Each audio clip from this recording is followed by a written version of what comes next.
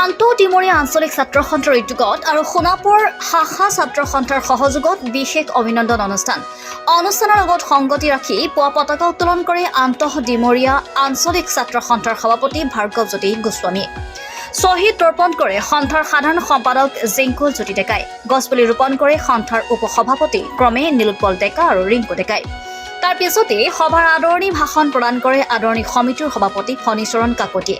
সভাত মুখ্য অতিথি হিচাপে উপস্থিত থাকে গুৱাহাটী মহানগৰৰ আৰক্ষী আয়ুক্ত দিগন্ত বৰা। বিশিষ্ট অতিথি হিচাপে উপস্থিত থাকে নিউজ লাইভৰ জ্যেষ্ঠ কাৰ্যবাহী সম্পাদক ছায়ামণি ভূঞা। নিৰ্দিষ্ট বক্তা হিচাপে উপস্থিত থাকে অসম পশু চিকিৎসা বিজ্ঞান মহাবিদ্যালয়ৰ গৱেষণা সঞ্চালক ডক্টৰ প্ৰবোধ বৰা। সোণাপুৰৰ পৰা ৰমেশ দাসৰ ৰিপৰ্টাৰ লাইভ অসম। আজি প্ৰগ্ৰামৰ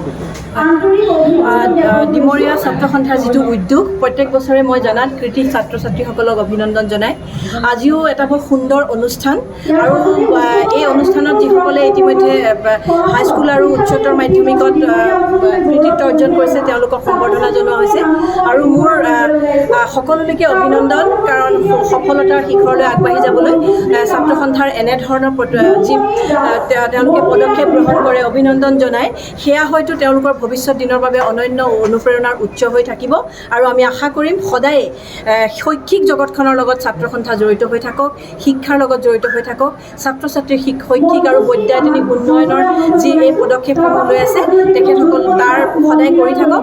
যিসকলে আজি সম্বৰ্ধিত হৈছে তেওঁলোকলৈও শুভেচ্ছা জনাইছোঁ আৰু তেওঁলোকৰ ভৱিষ্যত উন্নতি কামনা কৰিছোঁ। ডিমৰুৱা ছাত্ৰ সন্থালৈ মোৰ অভিনন্দন জনাইছোঁ।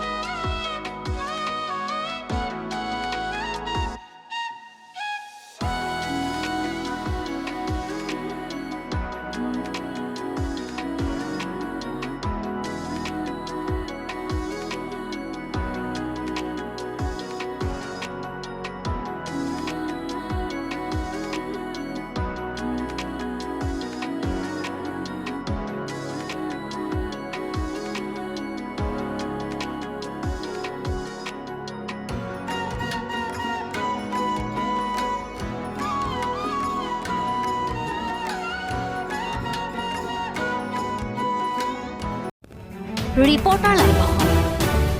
নিৰ্ভীক